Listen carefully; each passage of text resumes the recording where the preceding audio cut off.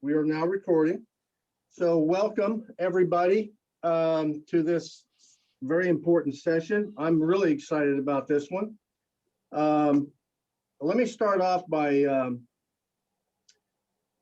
I would be remiss if I did not acknowledge the generosity of the 3C4A and its membership. As most of you know, our only source of income is our member dues.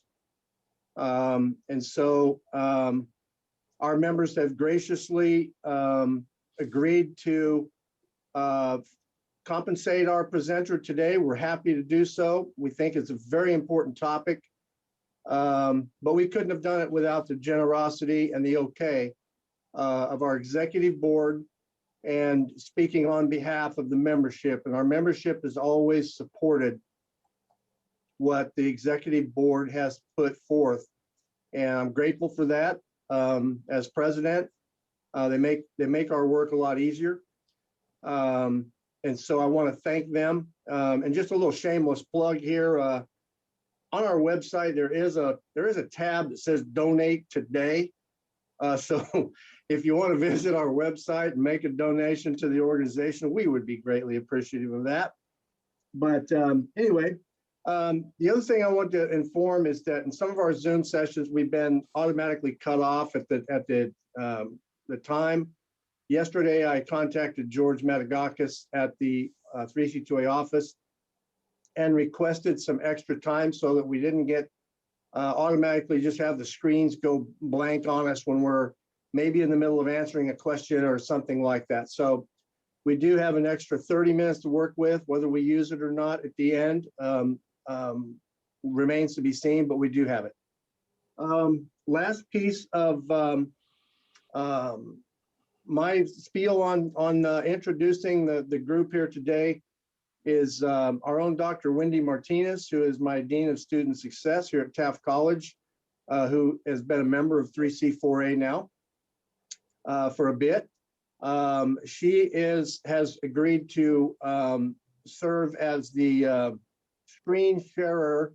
And so you may hear some dialogue back and forth between Dr. Tegan Adams, who I'm going to introduce in a second, and Wendy Martinez, because they will Dr. Martinez will move the screen on Dr. Adams' signal. I am her glorified PowerPoint clicker. That's it, and we're happy to thank you for doing that. It's a pleasure for me to introduce to you Dr. Tegan Adams from the University of California, Davis. And I will let her talk about her education and credentials and her position. But I want to also say that I reached out to the NCAA to try to find, in their medical department, to try to find some mental health related speakers. And I got 3 names and I sent an email to all 3 people. And Dr. Tegan Adams responded within 15 or 20 minutes and was just excited to have an opportunity to present to this group. So I have looked at the presentation. To me, the way I see this thing is this is going to be the gift that keeps on giving, because Dr. Adams has agreed to allow us to post this on our 3C4A website. And so my suspicion is that folks are going to return to this presentation and the recording, and they're going to continue to get stuff from this presentation that they can continue to use. And when I spoke to Dr. Adams about setting this up, I asked her to focus on how we can help ourselves. Oftentimes we go to these conventions and we hear about what we can do for student athletes and so on and so forth, and not so much what we can do for ourselves. And I'm a believer that unless we are whole, it's hard for us to be whole for others. And so there's a combination in this presentation that will give us some things about what we can do for our student athletes and what we can also do for ourselves. On that note, Dr. Adams, thank you so much for taking time and your expertise to be with us today. Thank you so much. First of all, I am very excited to be here, and it's fun to hear you all talking and get a little piece of this group. Thank you to Tony and the 3C4A. So glad to have been contacted and to be able to put this together.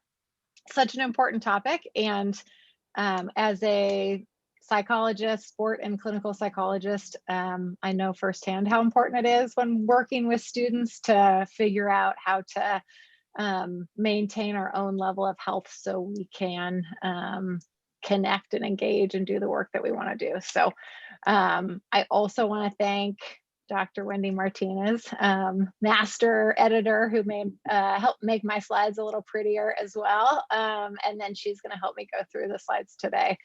And I think Tony will be managing the comment section and questions. So if anything comes up, I'm happy to be interrupted if it feels relevant. And then we also have a big chunk of time at the end for questions as well. So yes, I forgot to mention that. I will be monitoring the chat, so you can put questions in there, but I think the best way to go as well would be, because we asked for some extra time, if you can make a note for your question, and maybe we can do more of them at the end and interrupting the presentation. I think that might be more effective.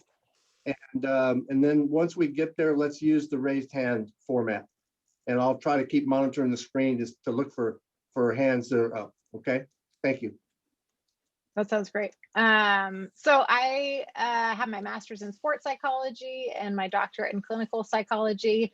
I've worked with students, student athletes in university counseling centers for over 10 years in individual therapy, worked and partnered with athletics and coaches and teams, worked closely with academic counselors that work with the student athletes at UC Davis. And so I have a lot of experience working with students. And also, I think what's most relevant here is that you all have a lot of experience and knowledge of your schools and your students. And so wanting to really emphasize that expertise and help bring some of these tools they're often fairly basic and also sometimes really hard to put together and know how to do for ourselves and then also for the people we're working with. So hopefully this is a useful place to start, and we can go start with the slideshow.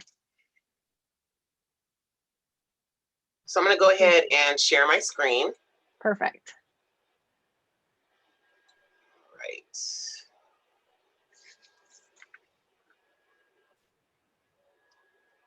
Excellent. Okay, good. Y'all can see that? Yes. All right. Yep. Good for me.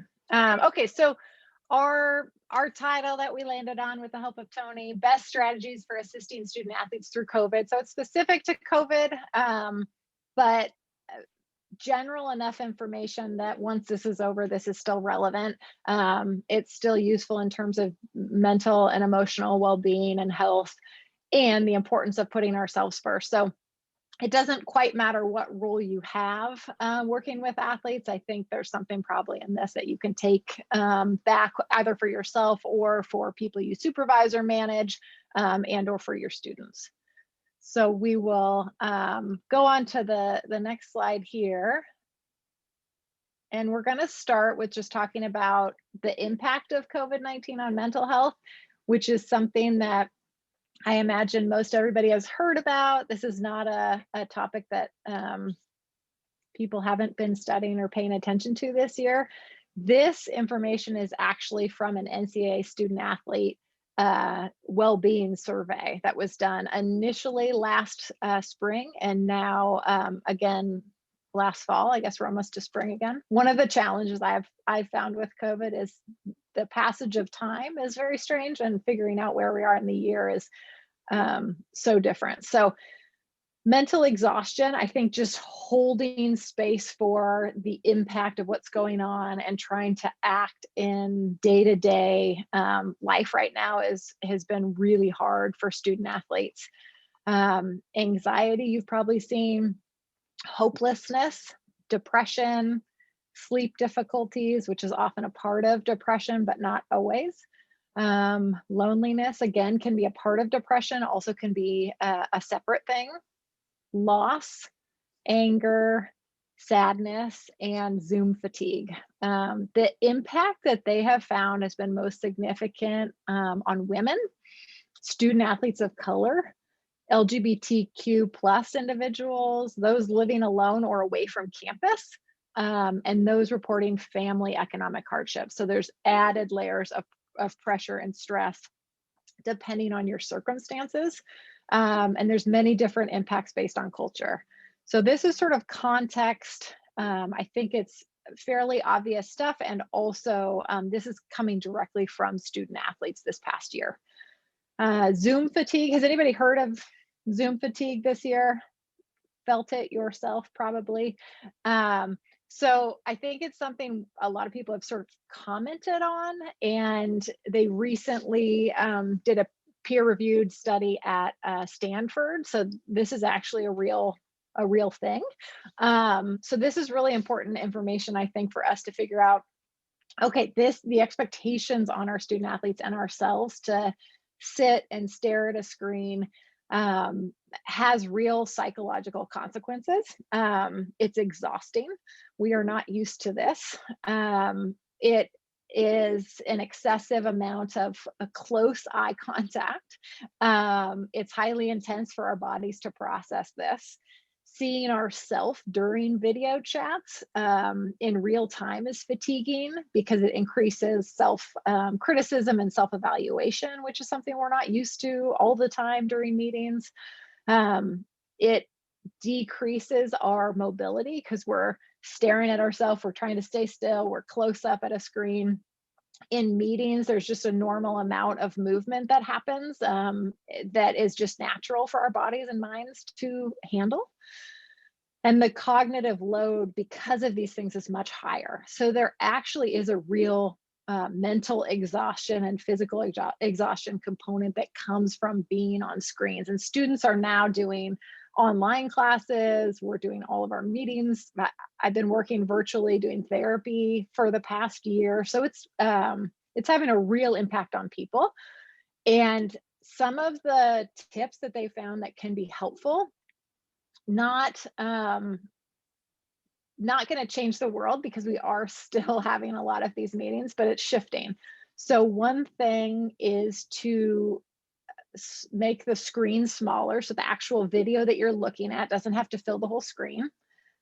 Turning off the video, which a lot of folks have done. I invite you to do that today as well if that's helpful.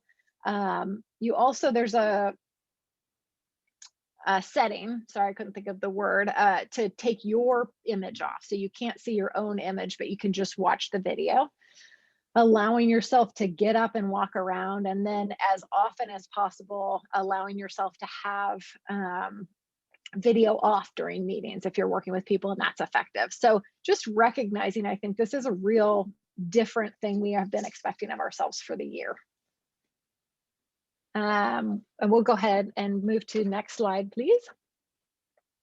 So some of the things we talked about was a well-being survey. I didn't know that little life raft was going to move around.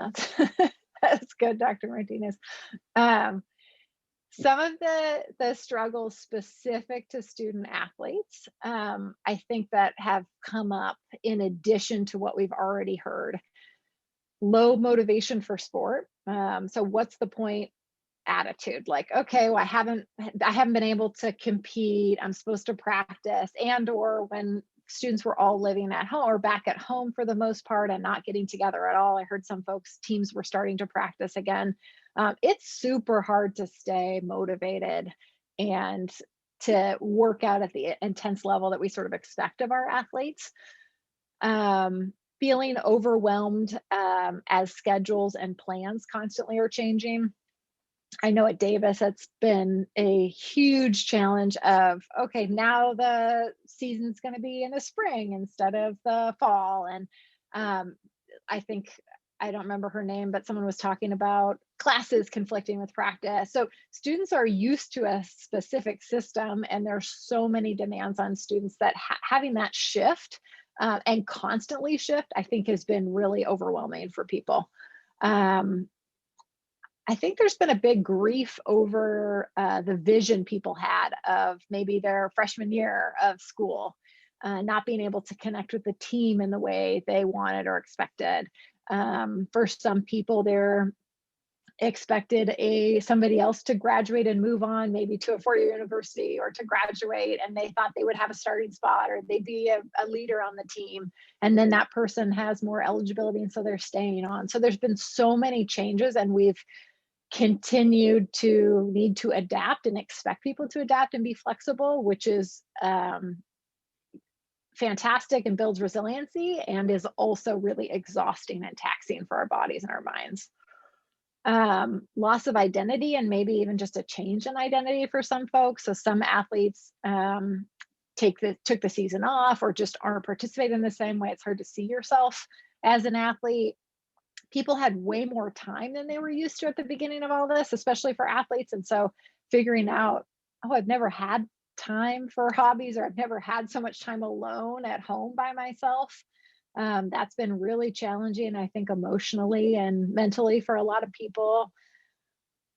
Body image and eating disorders, and or just disordered eating and having a unhealthy relationship with food. I think just the shift in quantity of working out has impacted how much people need to eat and what kinds of food.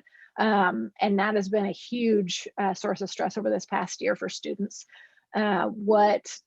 How do I make that shift? I haven't had to think about food in the way I have to think about it now, or I'm gaining weight and I'm worried about coming back and how that will impact, or if someone will comment, or what the coach will think. And then I spoke a little bit about this, but just the impact of eligibility and graduation and career planning. There's so many changes that are different than people were expecting. We are all having to do this. And specifically, I think for student athletes, figuring out, okay, how does this fit in now, and how do I adjust? These are life skills that we all need, and also it's just been heightened right now and very stressful for student athletes. Going to our next slide. So what are some of the things that have impacted mental health? Academic worries, I think specifically for students are not used to doing all classes online. Thank you. Not used to doing all their classes online, not used to having maybe some of the harder classes during the season, or having to pick classes now over their sport. Lack of access to their sport for the last year, I think has been, it's been shocking for a lot of people. I think it happens for some athletes when they go from being a high school athlete and then don't play sport in college.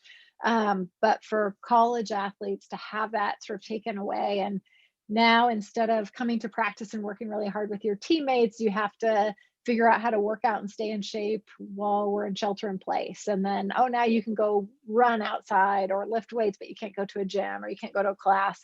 It's really hard. And I think one of the groups that they've found in research to struggle the most with keeping up with their own activity and sort of physically staying healthy after being an athlete in college is college athletes, because you are used to being told by the coach what to do, how much, when. You don't have to generate that on your own. And so it's a really hard shift to be able to do that. Also, people get so much energy from other teammates and coaches being there. And that helps people perform, I think, and push themselves at the physical level we expect of athletes. And so not having that around, especially, I think, as we talked about student athletes who are at home, it's really hard to put in the time and energy. Obvious COVID-19 health concerns. Not all of the student athletes, I think, are concerned, or this age range is sort of concerned about this, but if they are living at home, or if they have different expectations about how to manage it than roommates or teammates, I think that has been really challenging for a lot of students as well. And then I think hugely impactful for so many people, financial worries. So if a student's family has been impacted by this, I think it's pretty hard to not be impacted and worried about that.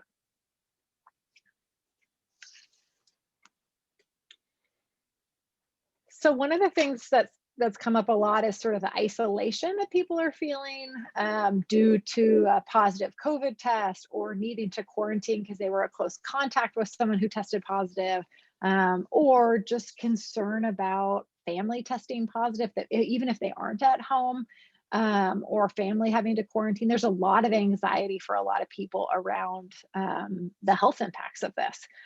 It is different for different people given circumstances, given their family, where they're living right now.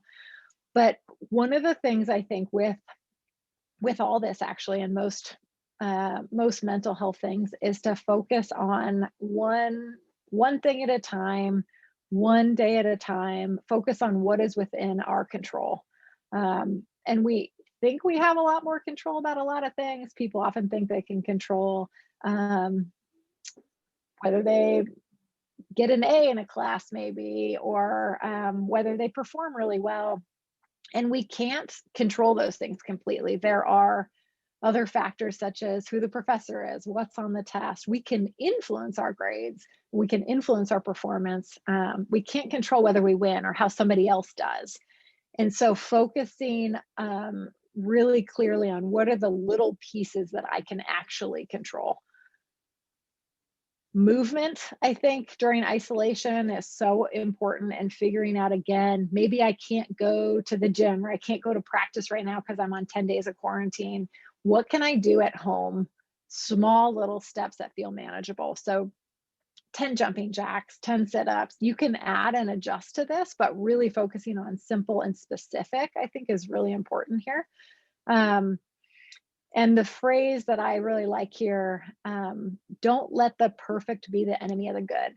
And so what that means is that something is better than nothing, right? So yeah, I prefer to go to practice for 2 hours and do this. I prefer to go to an exercise class.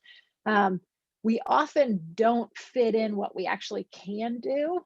And so then, and we're just frustrated maybe with the system and the circumstances. And that leaves us stuck and actually impacts us the most. And so if we can try to shift and be flexible with that mindset, okay, I can't do that, and that's frustrating. And what I can do is these things at home today, or I can go for a run with a mask, or I can go on this trail where there's nobody else is at.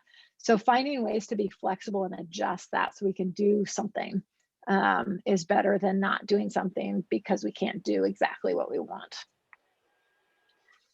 Trying to stay socially connected. Again, these are really sort of obvious basic things, and also they're really hard to do when we're in these situations, and they're hard for athletes and they're hard for students to think about and focus on. So staying connected, talking to one person a day, whether it's by phone, text, FaceTime, making sure that there is some connection. Trying to tolerate the uncertainty. So we want to try to manage our expectations about what it should feel like. So what that means, we have a hard time in general, I think, and athletes have a hard time in general being not okay, asking for help. So if we can accept how we're feeling, accept that there's a range of feelings we may have in a day.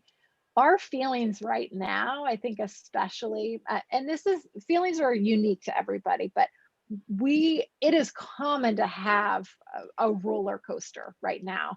So that does not mean that there's some concerning mental health diagnosis. If you're 1 minute you feel fine and then the next you're not, that's really common and normal right now. So I think just allowing some space for that. Feelings are fluctuating really often. And for a lot of it, it just feels bad. And we don't like to feel bad. We talk a lot in our culture about being happy and happiness and striving for happiness. And that is great and aspirational. And also sometimes days are just kind of yucky and not that great. And sometimes we have to just get through stuff. So allowing some space for that, I think, is really important. Try to keep it in perspective. Be patient with yourself, have compassion for yourself. Try to avoid dumping more on, which we often do, of like, oh, why am I being so stupid, or why am I being so dramatic, or all these different things we say to ourselves. We usually are own biggest critic. So if we can create some room for, this is hard and I feel bad and I'm going to try to do these things within my control to try to get through it and lessen the yuckiness of it. Trying to focus on joy a little bit too. For some people, this has been a good break, and they haven't had to manage all of the different demands. And so there has been more room to do some other things that they enjoy. And if that's you, that's great. If it's not you, trying to find some little things that can bring joy is really, really useful here. So it could be a morning cup of coffee. It could be listening to a favorite song. Listening to music can be such a huge trigger emotionally for us in really good ways, and also can be really hard. So trying to avoid sad, depressing music during this time, finding a funny video online, watching a favorite show, figuring out ways to just bring a little break from the hard, negative, or sad feelings during this time can be helpful. How to know if you or if an athlete needs professional help or to meet with a therapist. One thing is if you or one of the athletes just wants to process their feelings and to want some assistance with that, wants to talk about it and have space to talk about it. Obviously, if it feels like life isn't worth living, that's more on the serious end, obviously, and getting some professional help, talking about that's going to be really important. If you feel numb or disconnected for more than a few weeks, if you're unable to perform your normal daily activities, if you notice physical impacts or changes in sleep, appetite, eating, ability to focus, or loss of energy. So any one of these things might be like, okay, we'll see how it goes, or figure out how I can handle this. And if there's a bunch of these things, or it's feeling like too much, talk to someone or suggest with your athlete to talk to somebody.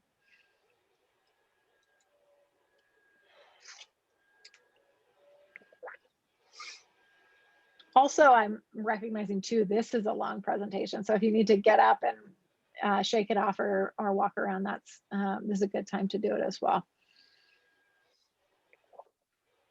One of the things that that I've tried to do, and I hope everybody can do more of, is to just model humanness here.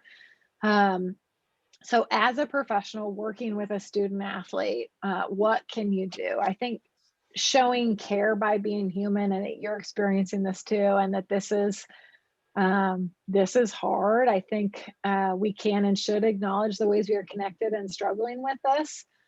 Trying to not pretend or be as formal as we often are expected to be, or professional. And I think what I loved about just witnessing the first 10 minutes of this meeting is to be you, right? That I could say this might be helpful, but it's not, if it doesn't fit for you or your personality or your style, then that's not going to be super helpful. So trying to figure out how you can bring you into the room, I think, is what people connect with. Provide empathy. So what that means, I think that's something we talk about a lot. We are not all impacted by this the same. So I think we want to try to avoid assuming that we understand all experiences. I keep hearing people say, oh, we're all in this together. And I appreciate the sentiment here. I appreciate how we are all experiencing this. And I think what I've heard, and I think feels a little bit more relevant, is that we're all in the same storm, but we all have different size ships or size boats. And so I think to just create some space for the differences in how people are being impacted based on privilege, based on culture, all sorts of different factors here. And so I think just allowing some room for that will help as we try to connect with student athletes. So try to avoid saying something like, I understand what you're going through. Sometimes we do, but sometimes we also are making some assumptions about what that is. I think trying to say something more like, that makes sense that it would feel so hard to focus on academics right now, right? That's validating and providing empathy. Be flexible. So what that means, I think, that's going to look different probably depending on your role and your expectations, but trying to be flexible with expectations around timing. There's a lot of internet troubles. There's people are coming up with technical challenges. I know there's been internet issues for a lot of people. There's noise outside, children, pets kind of interrupting things. I think just, I don't know, trying to have some kindness around that. And we usually think of that as a professional issue, or, oh, it's a disrespectful if you're late and this is our meeting time. And certainly people have got commitments and things that are important as professionals. Allowing some room for flexibility around that, I think for students right now can be really valuable, and for other maybe colleagues or employees that you work with. Trying to relate and connect, I think, can be really important. Dr. Brene Brown, I don't know if you've heard of her, but she is a vulnerability and shame researcher. She's fantastic. If you haven't heard, I would recommend checking her out. But she talks about kind of evaluating what she would share with people. And she says whether their response would impact my healing, right? So if she's reliant on whoever's response, the public, or if she's sharing in a podcast, if she's sharing something and she's still in a healing process where it depends on what they say, that will impact how she does or how she responds, she's not ready at that point then to share. And that's a really good, I think, thing to keep in mind as you think about how you might connect or share with athletes. As a therapist, I think a lot of times, where am I at in my process around this? Am I maybe going to cry, or am I needing support around this? If so, that's probably not the time for me to share. Or is this just something I want to say because I'm human and I'm in this conversation, or do I think this will actually benefit the client? So I think that's a really good question I sort of hold in my space, and we do as therapists often, is this going to benefit me, or is this going to benefit the student to share this? And if it's going to just be about me, then I'm going to hold that. Or if I need support around it, I'm going to hold it and take it somewhere else. But if I think it could help, I'm going to share something that I've been through and I've processed and it's sort of finished. And I think that could be related to what the client's saying, and that could help the client. That might be relevant and useful here. Dr. Adams, in the chat, your author is getting some nice reviews. Yes, she's fantastic. She also has a TED Talk that if people don't want to read a book or don't have time for that, a quick TED Talk. It's fantastic. She talks about the difference in empathy and sympathy too, which I think could be really helpful as we respond to people who are struggling. And then I think sometimes, as Tony talked about, some of the hardest things are to sort of put ourselves first and focus on our well-being. So critical through all of this. And a lot of us are managing multiple expectations and responsibilities. And so really sticking with the idea that self-care is not selfish. It's critical as a first step. And self-care is not just bubble baths and massages, right? Self-care sometimes is being kind and compassionate with ourselves, but firm and disciplined about something we need to do to make our day better or to take care of ourselves and our health.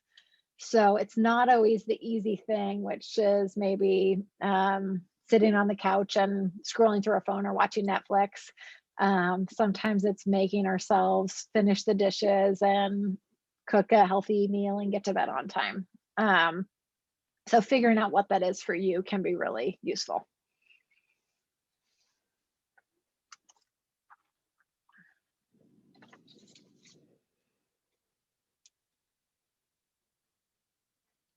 Some questions to ask athletes. Again, I think recognizing that you are all the experts in what you're doing and you have been doing this a long time. And so I think utilizing that you know, and also figuring out, okay, what's working and are there areas of growth for me that I can sort of expand in. So I would say this is kind of a know yourself better area.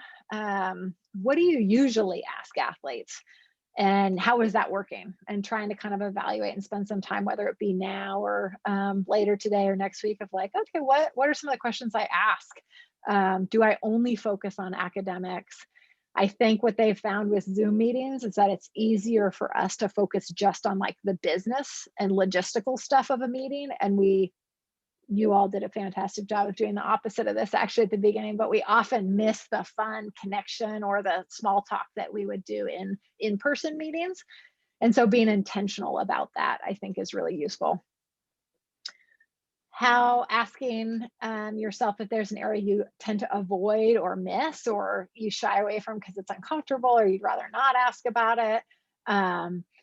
Is it hard to ask about how their roommate stuff is? Is it hard to ask about family because you're going through something yourself? What are the areas maybe that could be useful to add in? Asking also, just taking a few minutes to check in intentionally, how are you doing? And giving space to answer. I think that's the other thing that I've noticed a lot, especially with Zoom calls or phone calls, is that it's hard to know when someone's going to jump in and how much space to leave. So we have less nuance in our conversation. And I think we pause less and wait less with silence. And so I think sometimes we ask a question, we don't give someone long enough time to actually answer.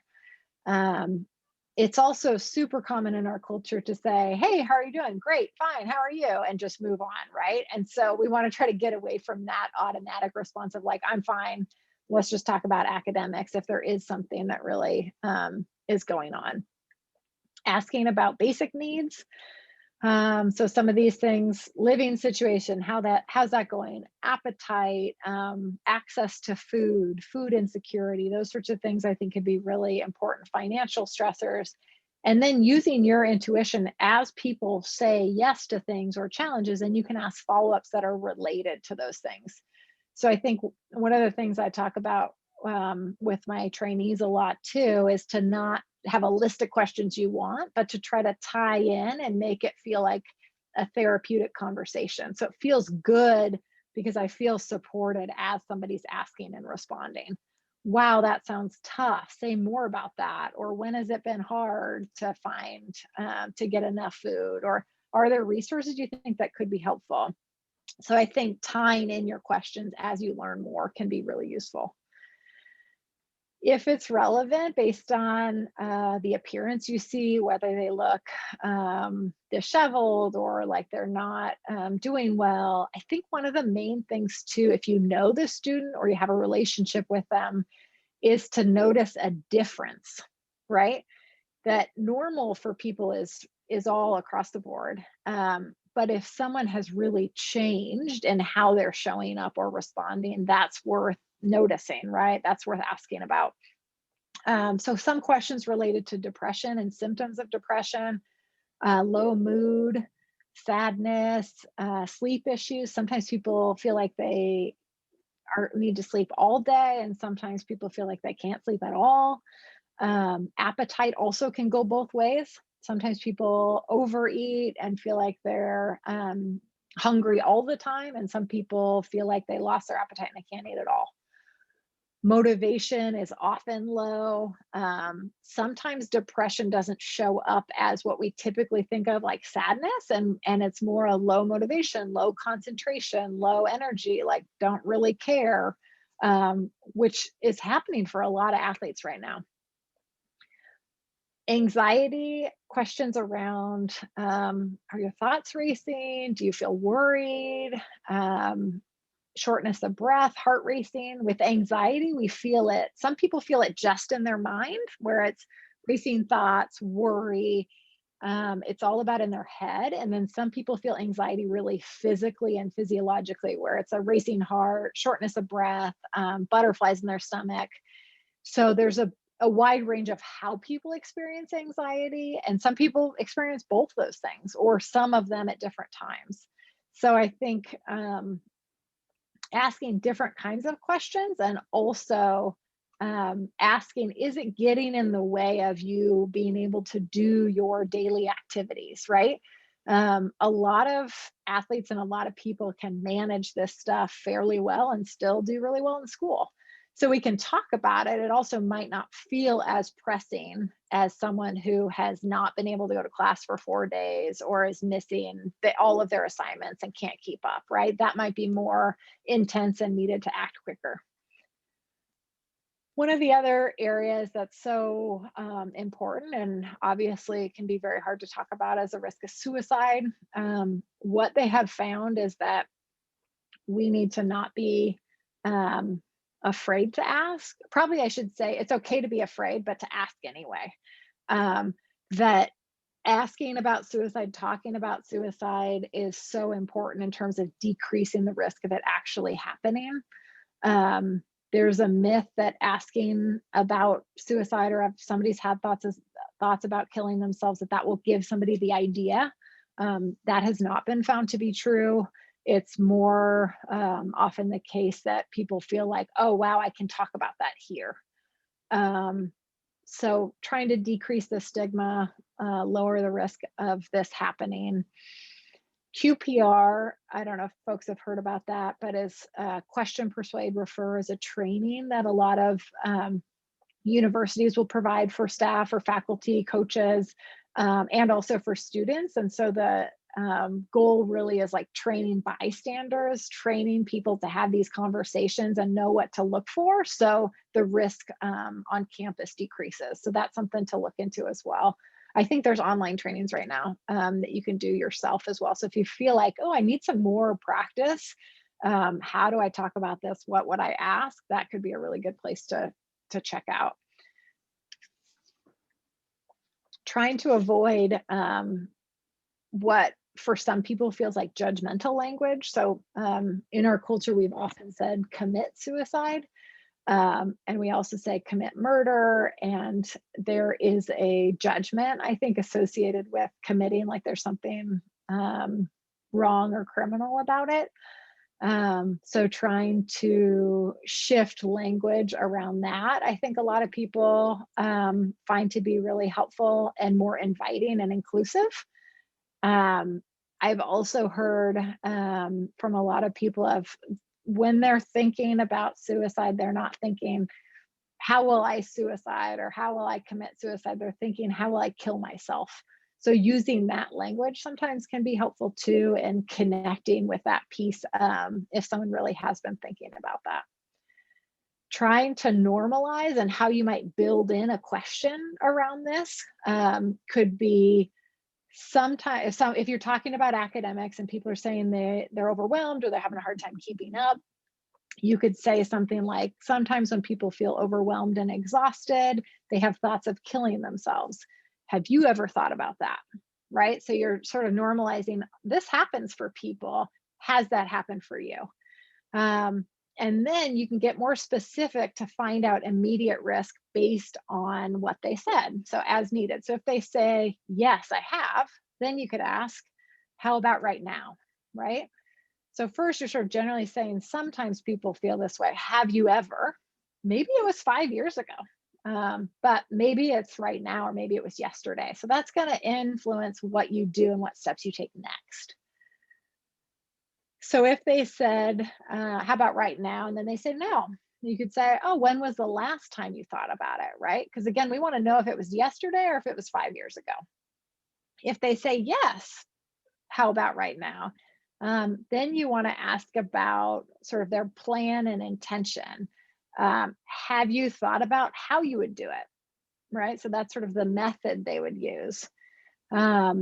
And we're not asking, if you're not trained as a counselor, to be a counselor. But the idea, I think, with these sorts of questions is trying to get a sense of, what do I do now? Is this a crisis now where I need to contact the police, or I need to walk them to the crisis center? Or could I suggest counseling? And might that be enough, right? And so we're trying to help figure out the severity and the intensity and sort of the imminent risk of it. So you're wanting to know your school's protocol for this sort of situation.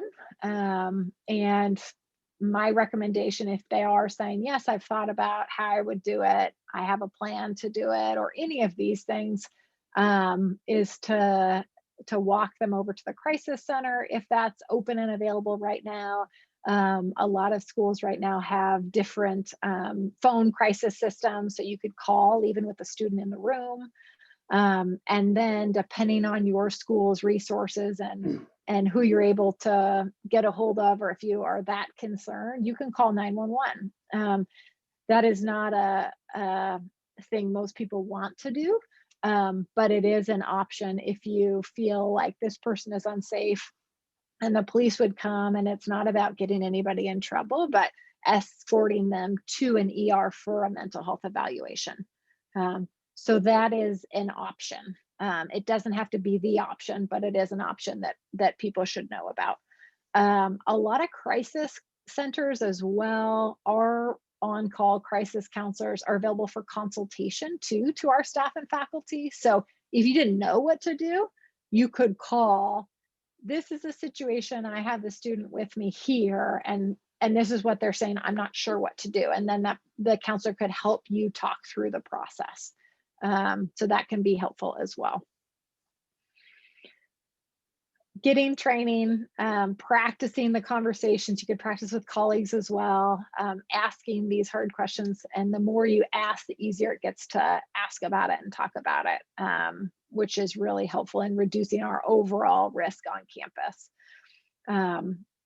And then my favorite question, I think that I just actually read this recently somewhere, and it just was like, oh yeah, this is exactly what it is. Instead of somebody offering a suggestion or offering advice, right? It's asking them, what has helped you in the past, right? So somebody, an athlete saying something, instead of me saying, oh, well, you need to do this, or this helped me when I did that, it's like, oh, what has helped you in the past? How have you managed this sort of situation? And helping people think back to and get in line with their own coping skills and their own ability and confidence to handle this stuff. So often when there's mental health stuff going on, people feel scared, and we need to help tune people into like, okay, no, you've handled hard stuff. What do you do? What can you do? What do you need? And helping them be the expert in their sort of problem solving as well can be really useful. Sometimes we forget when we're in new situations, new campus stuff going on, or COVID, we forget some of the coping skills that we have that have been useful as well. So sometimes it can be even helpful if like it's a new student athlete, or now with COVID, they've gone back home, and it's like, oh yeah, what did you do in the past? Oh, I always went to this coffee shop, or I always would get together with this friend. And maybe we can't do that exact same thing, but are there ways to shift and adjust and figure out how to incorporate those old coping skills back in?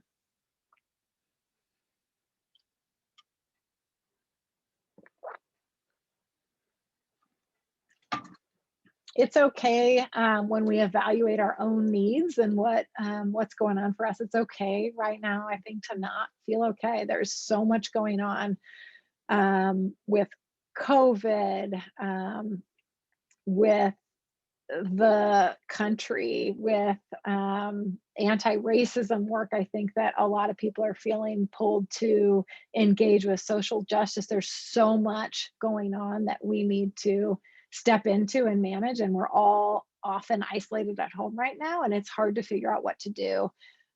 It's okay to just feel overwhelmed or unsure. I think recognizing the incredible weight and stress we are under due to the pandemic is really important. We expect a lot of ourselves in work and in life, I think. And so keeping it all together takes a lot of energy. So just giving ourselves some space and recognizing that, I think, is really important. Balance, I think, is sort of a tricky word. A lot of people talk about, oh, just find balance, and what does that mean? And I think I focus a lot on kind of like the give and take. There's not always balance between everything, but how do we kind of manage the ebbs and flows and demands on ourselves?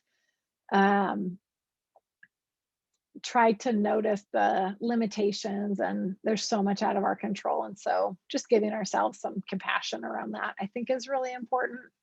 And we're juggling so many different roles. People are often, or have been at least, working from home with family, sometimes with partners, sometimes without. There's so many different things going on that we're juggling, I think, in a new and different way this year as our student athletes. I remember as a new mom, when I was returning to work full time, I read an article about sort of we're juggling all these different balls, and sometimes some of the work expectations, the work balls will fall, and sometimes the home and personal stuff will fall, and allowing ourselves some room for that, and also recognizing and focusing on which ones are the glass balls, right? And not letting those break. So there are some priorities that are more important and critical than other things. And so figuring out, okay, what are the real priorities here? And how can we let go some of the other things sometimes, and not try to be perfect. Try to have reasonable expectations for ourselves. I think especially, it sounds like a lot of folks in this room might be athletes, former athletes. We expect often sort of peak performance all the time. And that's maybe okay aspirationally. And also, I think, trying to allow some mistake and humanness here can be really useful in terms of managing the pandemic. One of my favorite things is the sort of recognizing your max fill. So what I mean here, if you think about a teapot that you fill, or probably any humidifier, anything that has a line in it where you fill with water. So a teapot, you fill with, it says, here's your max fill line. And if you notice, you could put quite a bit more water in the teapot after that, but it's not advised. Maybe it's going to be fine.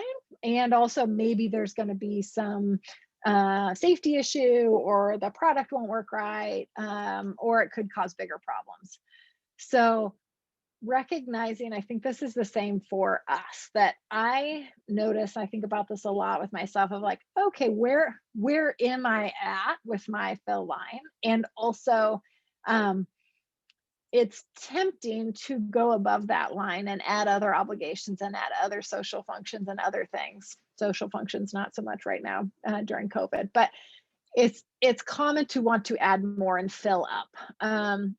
And we're expected to. It's really hard in our culture, I think, to say no. So I think just recognizing where you're at, and recognizing that we can overfill for a short period of time. But we want to be cautious about how often we do that, and whether we're adding long-term commitments or things that will keep us overfilled all the time. It is really hard to perform at our best and stay healthy at that overfilled level. And so finding out what are those relief valves, and how can I let some out, so I stay at a more healthy, manageable level.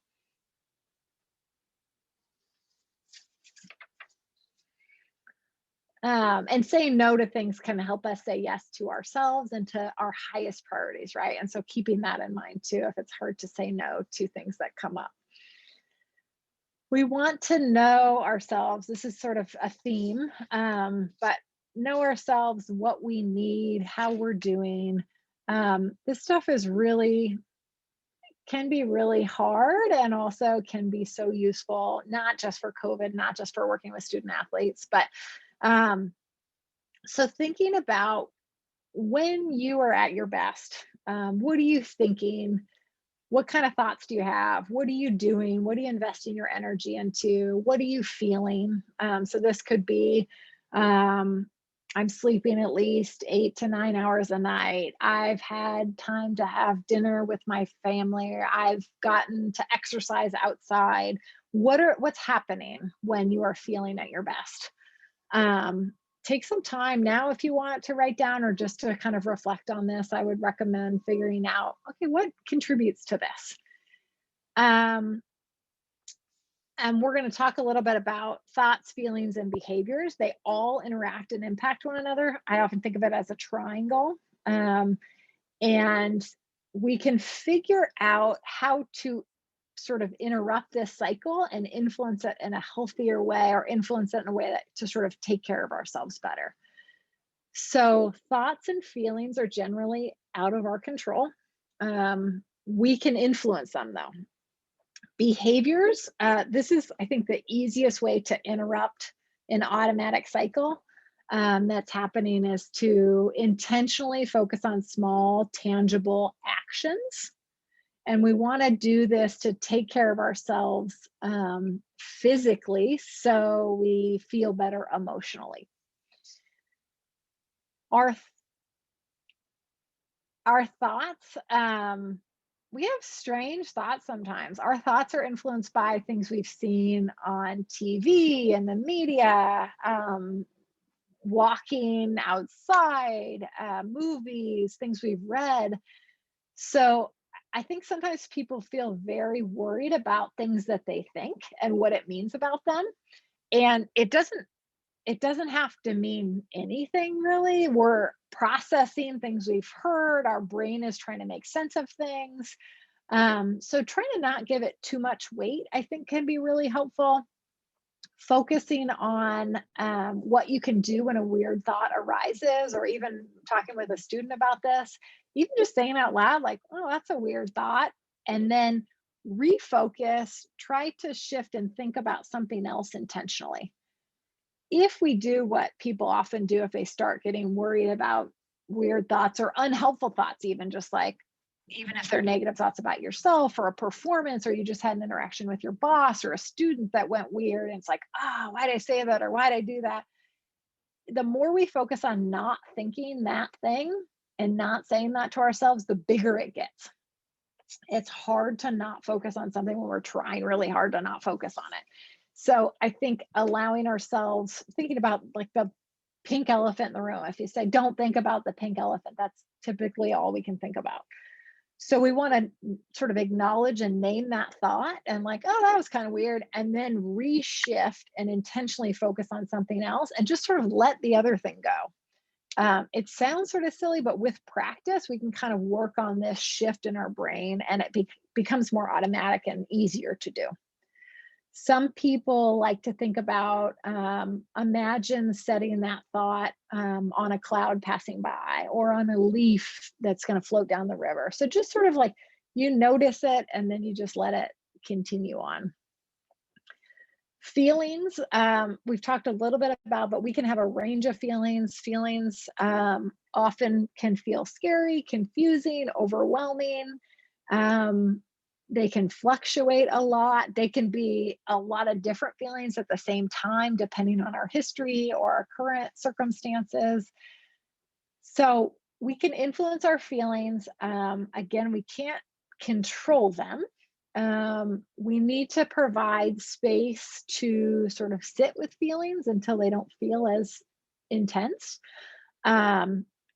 Process them or make sense of them can be really helpful. And those words are sort of weird and vague sometimes. Whoa. But I think just creating room to have feelings for a lot of people is enough to let the feelings subside, or to be able to move on from them.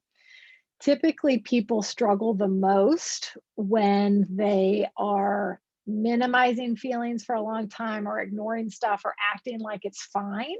And then it is fine for a while, or it feels fine, and people are functioning fine until it gets to be too much. And then we experience things like depression, I can't get out of bed, or thoughts of suicide, or we get physically ill, which makes us stay in bed to sort of process and have space. So this stuff is all interacting and kind of impacting one another. Sometimes we have different layers of feelings based on what feels safe or appropriate to feel, based on family history, culture, messages we've gotten, gender norms. There's all sorts of influences on what's okay to feel. Anger is considered a secondary emotion or feeling, and so it's often sort of felt over. Underneath is usually fear or sadness or something else. So If you're experiencing a lot of anger, be curious about it and wonder if maybe there's other stuff going on as well that's making you scared, or something else that maybe doesn't feel as easy to feel. So going back to the top of the slide here, given the limitations right now with COVID, take a minute and think about how might you recreate sort of some of the aspects of your best, right? So maybe you're someone who loves to travel, or you're very social and you do a lot of things out of the house or with other people in a way that we can't do right now. So maybe take some time either right now or later today and think through, like, okay, what are some ways that I can adapt and adjust and be flexible with, like, when I'm at my best, this is what's happening, and how can I do something now that would help contribute to that? There's not a right answer for any of this stuff either. It's really trying to figure out, okay, what is it for me? Some people like to read, some people like to do crossword puzzles. It doesn't matter much what it is. It's just figuring out, like, what fits for you. Recognizing our feelings, which we talked a little bit about. If we can recognize our feelings and the impact they're having on us, it can be super helpful in figuring out how to cope. So first, noticing what's going on. So, like, I'm noticing I'm feeling really annoyed right now. Connect to the feeling without judgment. Is it because I'm hungry? Am I tired? What else is going on? Am I overwhelmed?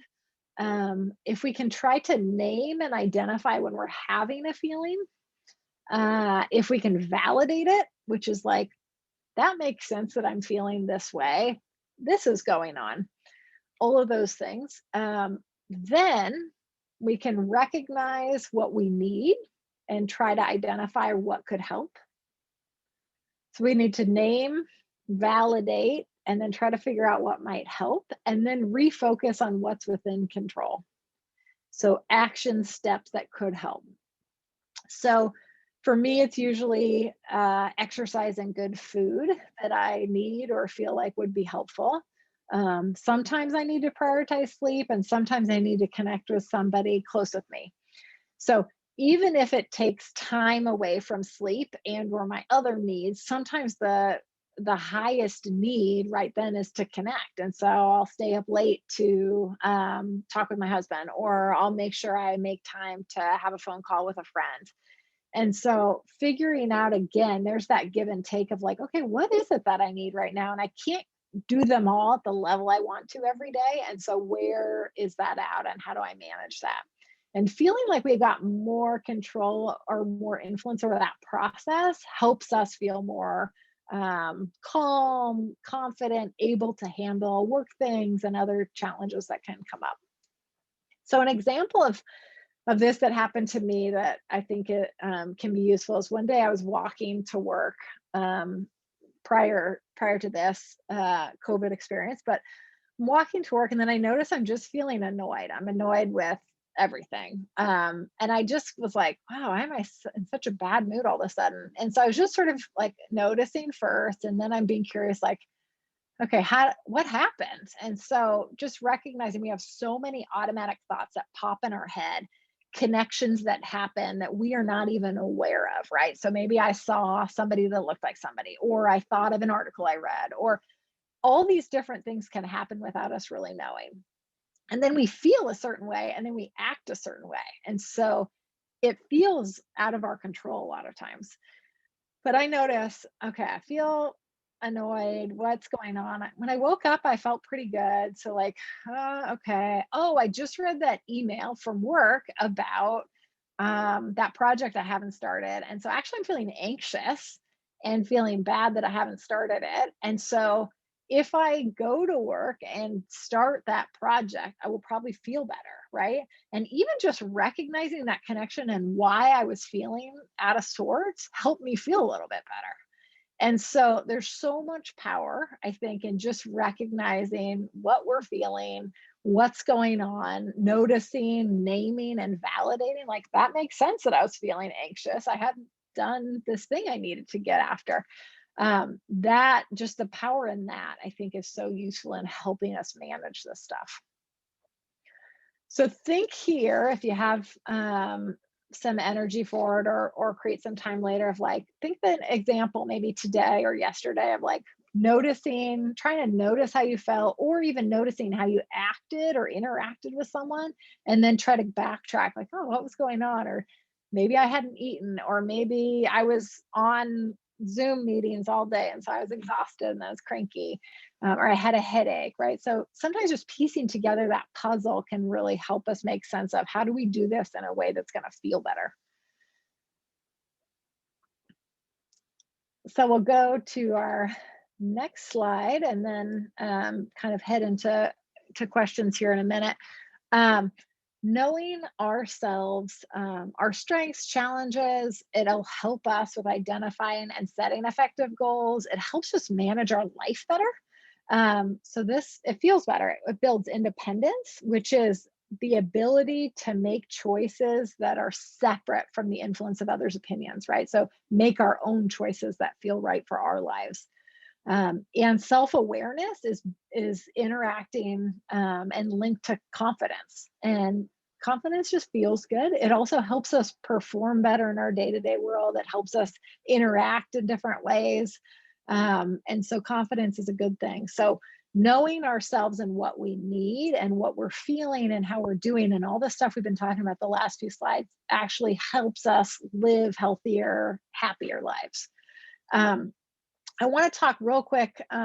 If you have not heard of Gretchen Rubin, her work is something that I would suggest checking out as well. She wrote the Happiness Project book, and she's written a number of other books since then.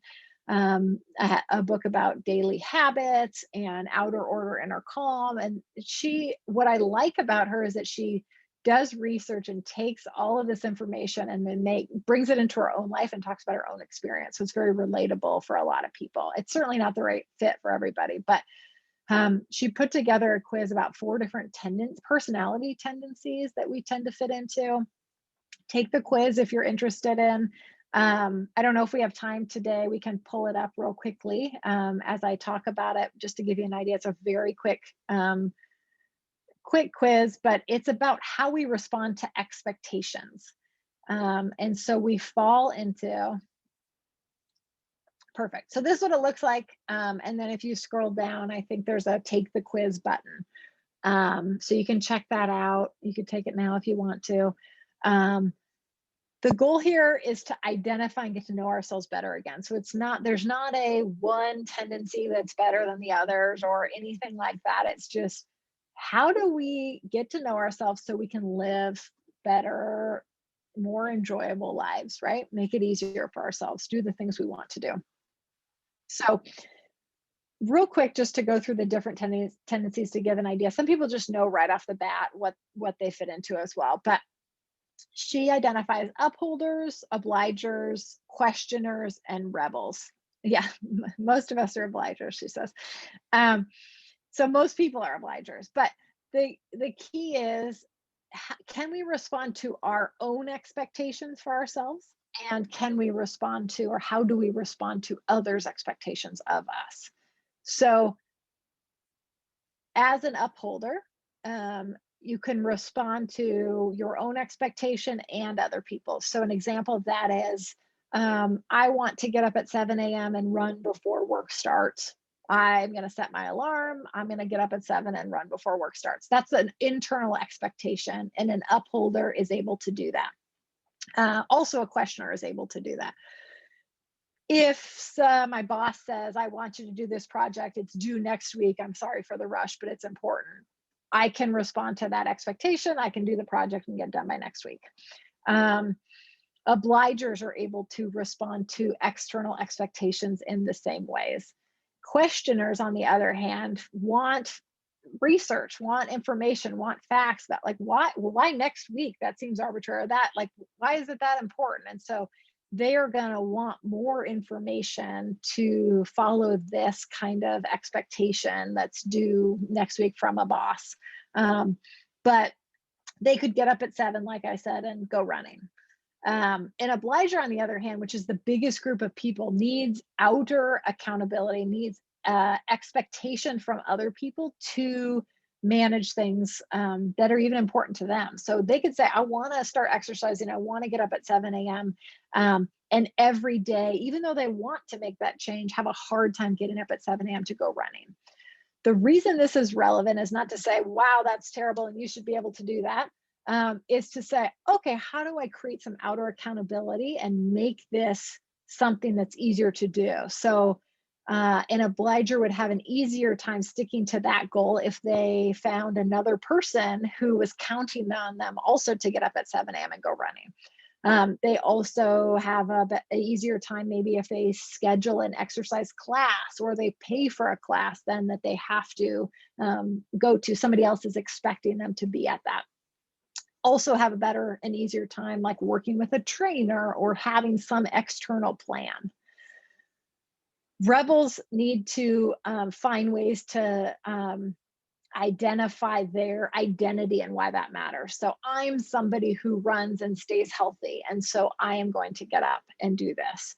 But just being told what to do or coming up with something can be very difficult. And I think this is so useful to know about ourselves. It's also so useful to know about, if we can, about our athletes, and or encourage people to understand that about themselves. And maybe you're not suggesting this quiz with an athlete, but maybe you're saying, oh, I wonder if they have a different tendency. And so me saying this needs to happen is going to help them do it. Or if they aren't able just to get up on their own and get this done, right? They need this accountability. So I think finding ways sometimes to work with it, and even just partners, children, I think can be really useful. But the key is knowing ourselves and what we can do first, I think can be really, really useful and empowering.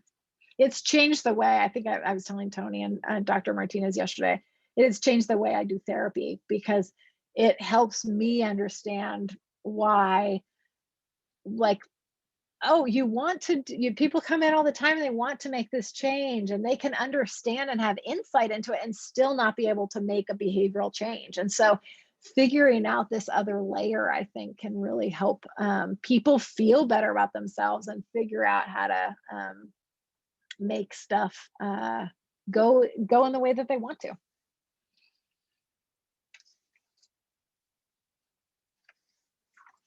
Okay, some strategies to try if you have not already. Back to basics. I always think about this. How's nutrition, how's sleep, how's movement, how's connection, right? So bottom line, if I'm emotional or struggling or upset, it's like, okay, how am I doing in these areas? Acts of kindness, our levels of happiness increase so much more when we're helping somebody else than ourselves. So this can be really useful. Focusing on what we can control. I mentioned this a lot, but there are aspects that are out of our control. And if we can realize that and focus on our reaction and invest our energy in what we can control, things start to feel a lot better.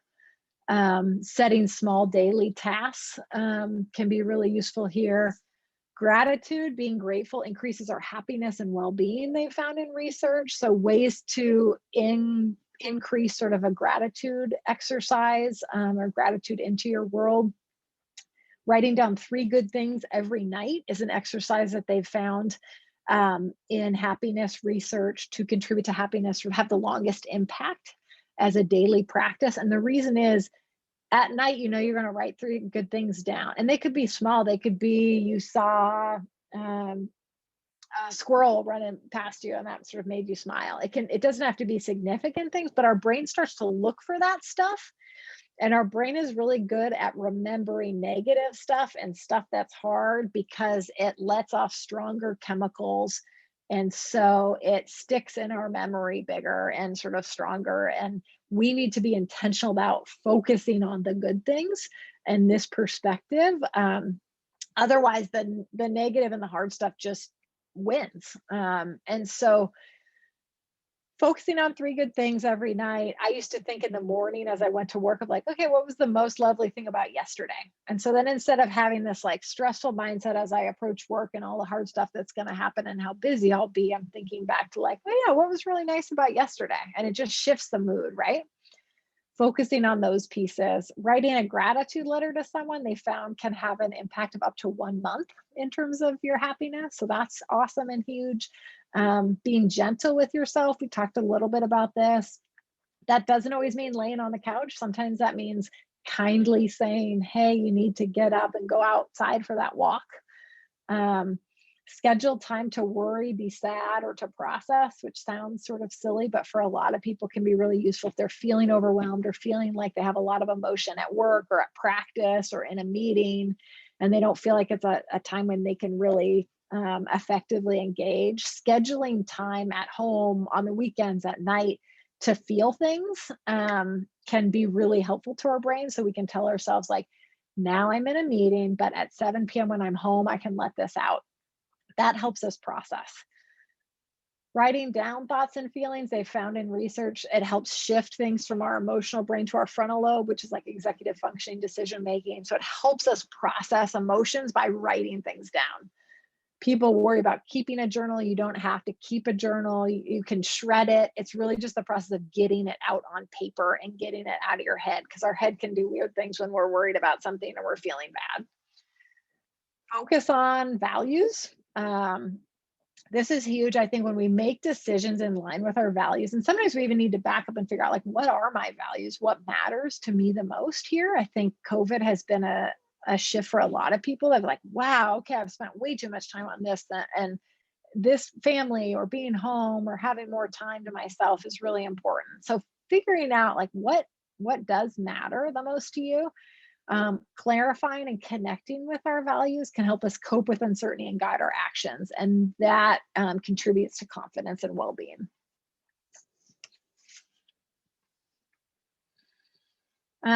Breathing. We probably should have done some breathing earlier. I'm noticing our time. But breathing is another thing to try if you are not doing this already. This is such a huge impact. It influences sleep, reduce pain, energy boost, relaxes our muscles, decreases mental health issues, improves our coping. The coolest thing about breathing is that it's a skill that we have with us all the time once we learn to use it effectively. It's like physical skills. We need to practice it. And so we don't want to turn to a breathing exercise in the middle of a panic attack. Probably not going to be super effective. But if we've practiced that, then we can use it in a time of high stress and it can be more effective. Some people worry that it helped me relax for that 5 minutes while I was doing it, but then I felt just as stressed right after. I still think that's a win, because you got 5 minutes of break for your nervous system and for your body. And so even if it's only 5 minutes, or even starting with 2 minutes, try and make a plan for it. Try to figure out where you can fit it in. The strategy of pairing here is really helpful. So every time my phone rings or every time I check my email, I'm going to take a deep breath. Focusing on something you already do, being mindful, which gets a lot of buzz right now. The reality of mindfulness is just present moment focus without judgment. So noticing your feelings, your senses while you're in them in the room. We often think about what's ahead. We reflect on the past, and that stuff can be useful, but it often keeps us from being present. So trying to practice mindfulness while you're washing your hands and just really noticing the soap on your hands, breathe while you're doing it. There's ways we can work it in. It doesn't have to be an hour-long meditation session where we're silent and we're calm and doing it that way. That works for some people, but not for other people. So finding ways to just work in those little breaks and developing that skill for yourself can be really, really useful. Back in college, I had a hard time before performances. I was a college on the crew team and had such a hard time getting to sleep before really intense erg tests. And it was like, I learned different breathing skills that help me focus on my breath and get out of my thoughts and worry. And then it helps your body sort of shut down. It's like your body can shut down because your mind's not keeping it so active, right? So Headspace is a place we can check out. It's not the only option, but it's a place a lot of student athletes like, I think. There's different exercises on there. You also can find them on podcasts, on a lot of college counseling websites have different ones. So I don't know if we have time today to go through a breathing exercise, but focusing on breathing in your nose and out your mouth and trying to just picture this calming, healing breath coming in, and on your exhale, all of the junk kind of getting let out. So check those out later if you can. And being patient with yourself, kind of as we've talked about. Your mind is going to wander. You're going to think about other things. Just notice and bring it back to your breath. I think our last slide, knowing your school's resources. Sometimes student athletes want something completely separate from school. So knowing text crisis lines are a really good option for students. Texting doesn't seem like the best way to handle crisis to a lot of people, but when you're in crisis and you're having really intense thoughts, for a lot of students, it's hard to actually talk about it. And so texting can be a really great option. And then teletherapy, again, a lot of people had reactions about this before COVID, but it's accessible. It's easy for a lot of people to access at home. You can fit it in between meetings. And so it's been a really, I think, surprisingly effective way for a lot of students. So you can find teletherapy outside of your school's resources as well. So check in with yourself, identify one step maybe that you can do for yourself today, whether it's 2 minutes of breathing or getting to know yourself, taking the quiz, maybe with Gretchen. And then identify one thing you can bring back to campus. Maybe it's a question you want to incorporate in with your students or some other practice you can do. And then that's it. Okay. Any questions? Let's use the hand feature. Or you can just, I think, lots of people have had to get off for lunch and other things. Yeah. So go ahead and verbalize and unmute yourself and ask any questions. I'll start out. Okay. On the slide that you had that talked about if there are indications or conversation that indicate a student might be contemplating suicide. As a part of my graduate school, I did some research on the topic of suicide. Mm-hmm. And one of the things that I remember from that was that if we were told that if we are in such a situation, that we should never let that student out of our space until we got them referred or transferred off. Mm-hmm. And you mentioned 911 being an option. You mentioned a crisis center being an option if you have one on campus, that kind of thing. Is that still, I mean, my graduate school was a long time ago. Is that still a recommended way to deal with that? I definitely, if it feels that severe, right? I think sometimes a referral is enough of like, hey, why don't you go to the counseling center? Or maybe we could call together and get an appointment. But if they're thinking about it right now, if they've done anything to hurt themselves, or they're thinking about how they could act on those thoughts and they want to, and they and you're scared about it, I think absolutely trying to keep them with you. We've had a lot of advisors walk students over to the crisis center or call and say, hey, what do we do? And then we talk about either walking over and or having them call 911 if that's the best option. Right now, while all of our therapists are working from home, our best option is to call 911 as well. And so we're always, if you're doing remote appointments with students, we require students to tell us where they're located at the time of the appointment at the beginning of our visit. So then we know we have updated information. And so we know what to do if somebody does disclose that and you're working remotely during an appointment now.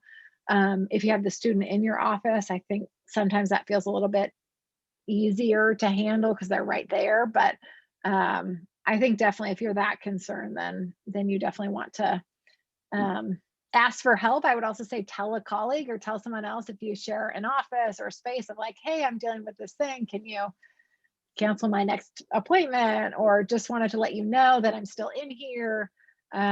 Especially if you're in person and have like an evening appointment or something getting late towards the day, we always have a practice of like message somebody else and let them know you're still meeting with a student.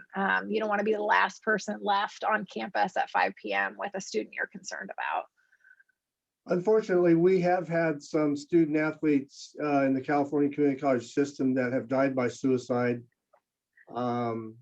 in this last year. And I would suspect that many of the reasons for that are located in your slide somewhere, if not multiple slides that would have contributed to that. Yeah. So.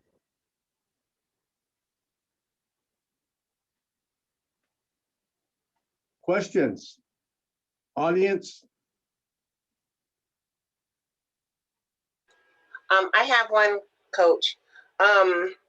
Well, or maybe more commentary, but having, just listening to the presentation, and I think one of the things that I took away from it was it's okay to not feel okay. It's okay to feel okay. Some of us have done much better in isolation than others. I'm an introvert, so isolation was super easy for me. Really hard for a lot of my friends, and certainly for staff members, faculty members. And what I most appreciate about this whole presentation is that I'm a part of 3C4A, which are academic counselors and advisors. And so I'm also an adjunct generalist counselor as well. So a lot of what you've written about, we can use that, as an administrator, I can use that to support my staff and faculty. And shoot, some of the stuff I can use to support family members with mental health issues. So I found it to be very, very useful that way. But you did start off with a quote, I think, but it was on the isolation slide where it said, "Don't let the perfect ruin the something." And I wanted to write that down because it'll be a new email quote. Don't let the perfect be the enemy of the good. I don't know if Gretchen Rubin came up with that, but she says that a lot as well. And I think it's so relevant. And it's hard sometimes. It's like, oh, this is the way. I worked with a student one time who was like, well, I like to go to the gym at this time. That's when I feel my best. And this is when I have the best workout. And she then was in graduate school and had a partner and a child. And it was like, well, you can't do that in that same way, right? So do you want to not do anything, or can we try to be flexible here and do something, even if it's not the ideal, or even if it's not what you wish you could do?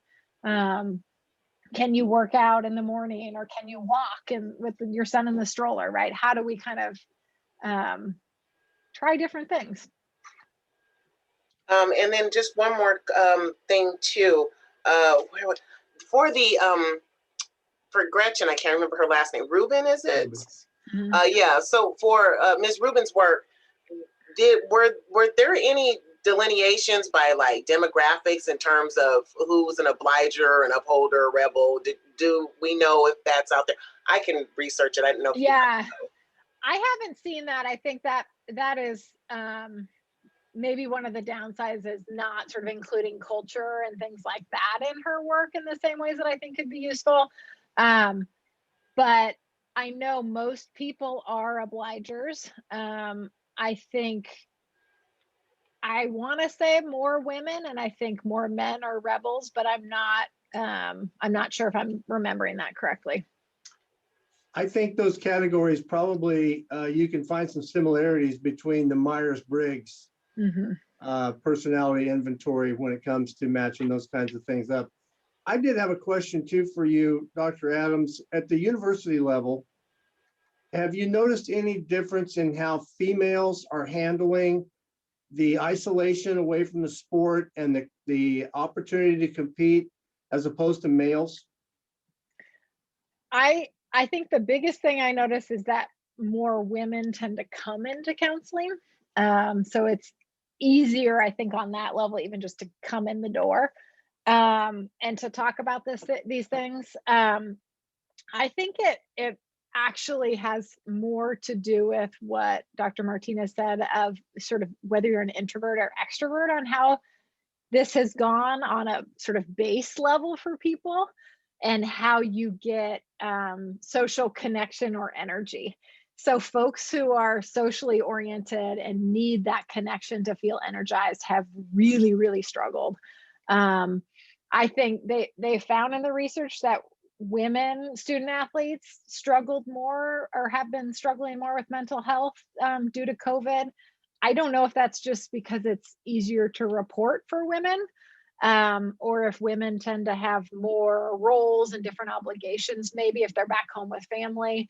So I think with this survey, we don't know enough about that to really say, but I think it's just been harder. Tends to be hard for all athletes to say they need help, but I think it tends to be harder for our male athletes.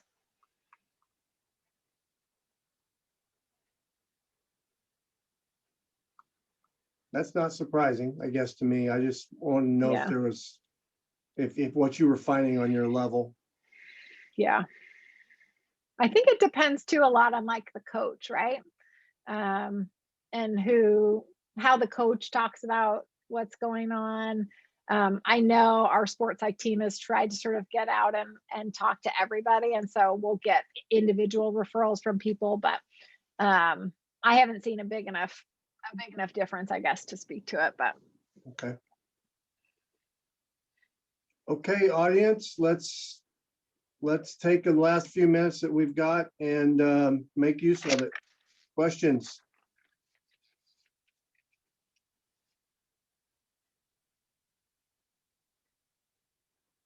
Jen Burleson, I know you got some. You've always got a question or a And comment. today it was great. It's fantastic. I mean, I've been doing a lot of this at my school, so I'm going to use a lot of it. I've been taking screenshots. My dang computer's updating right now, so I had to stay on my phone. But no, it was great. I love it. I'm going to use a lot of it with my next upcoming workshops I'm doing too. Cool. Diana Alley. Hello. Yes, sorry, I had to hit mute and my camera. I'm here. Same as Jen, I thought it was so great. I took away so many good things. And I think just like you said, Dr. Adams, we can not only apply this to ourselves, but by incorporating it into our own lives, it's going to make it that much easier for us to preach it, right? Practicing what we preach. And I already ordered a book on Amazon just from all the comments, and I'm saving links, bookmarking things. So this was huge. Thank you. I think we all needed this more than we maybe realized. Awesome. Thank you. I think a lot of things in here are things that are common things that we are used to hearing, but until you are intentional about diving deep down into some of those terms that we throw around like candy, and really apply them to yourself, then it's easy to overlook them as just common statements until you dive down.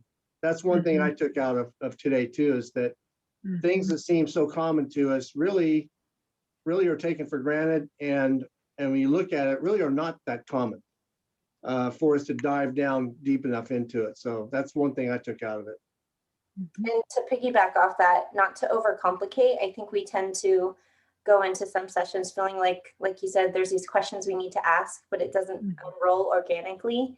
And so just reminding myself just to meet the student where they are. And I did recently have a Zoom where we didn't even touch the academics. We didn't update the student ed plan. We talked for the full hour, and the student ultimately at some point said, "I'm so sorry, we didn't even get to do what you needed to do." And I told him, "No, don't apologize. This is your time." And he felt really good about the conversation. He just thought we had to get a certain 2-year ed plan on record. But, I said, let's just book a follow-up. We can do the academics later. So, and another thing you mentioned a few times was the cultural piece. Just like you mentioned with what our country is going through with a lot of people of color in the AAPI community. It's I think, hard for a lot of students to even not just talk about, but recognize what that's doing to their emotional and mental state. And so, I go into it with that lens more now than ever. And so thank you for mentioning that. That's really huge. Yeah. One comment that I'd make, just to kind of piggyback on everything that was said today, is not only do our students need help, but I think our coaches do as well. I've done 4 workshops this year on mental wellness, and by all means, I'm not a sports psychologist. I'm not licensed. I do have a social work background. Awesome. And my master's degree was in counseling with an MFT emphasis, and I didn't get licensed, but I've done a lot of research in terms of student athlete mental health. And we don't have sports psychologists at a community college, but in my undergrad, I had a sports psychologist, and I had a severe injury in undergrad, which almost ended my athletic career. And I utilized our sports psychologist. And I think that with what's going on in the world, and a lot of our assistant coaches getting their stipends taken away and then not knowing the fate of their careers, because a lot of them are at the very beginning of their careers, I see them struggling as well with mental health. And I got a lot of feedback when I started doing the workshop series that I'm doing at my institution, that as the assistant coaches would log on to the workshops, because it was in the classes that I'm doing in their PEIC classes virtually, I got a lot of feedback from our assistant coaches that some of the recommendations I was giving them was really helping them as well. And so I think it's important that if our students are struggling and our coaches are struggling, that there's a greater need there. And I think that's important to recognize, because if our students are struggling and their coaches aren't able to help them, and we're not helping them either, then I think that's important that we need to reach out to our coaches as well, because we are a team, as an athletic department. And I think that's important to reach out to the entire department and invite them if you're going to start to implement a type of workshop or something like that, because I know a lot of you were asking that yesterday for the sample workshops that I was doing. And I think a lot of what you talked about today is important to ask the coaches if they need help as well. But like I said, the ideas you gave, a lot of I can use in my workshops coming up, because I haven't created the last 2, 3 that we're doing here at my school. So thank you for that. Yeah, I appreciate both of your comments. And it also made me think of what you just said too, of injuries, I think are one of the hugest stressors that can lead to all of this stuff seemingly sort of out of nowhere for athletes. So I think being on the lookout for the impact of injury, and I didn't catch your name, Diana, being aware of what's happening around us, and not, for me as a white person, not pretending I understand that, right? And being able to model the work I'm doing, but being flexible with what is needed in the moment, and creating space for that. And I think it goes so far, right, with our athletes and the connection we can make. Dr. Adams, there was a health and wellness survey that was done in the California Community College system that spoke to several issues, but one of the main one was food insecurities. Huge in the community college system. Another one was the injury piece on concussions, and what kind of support we give student athletes that have gotten sustained concussions. But anyway, the health and wellness report was released, I think, this past Monday for the public. I'm going to try to figure out how to get where I can find that, and I'm going to forward that to you, because I think it's going to you can embed a lot of things that you see there into your own therapy sessions. And I mean, I think part of why we're doing all this is we all are trying to get better. Every day we're trying to get better at what we're doing, and even if it's just a personal thing, we try to get a little bit better. And I think sessions like this help us all do that. Any last questions for Dr. Adams before we let her go get lunch with her 4-year-old?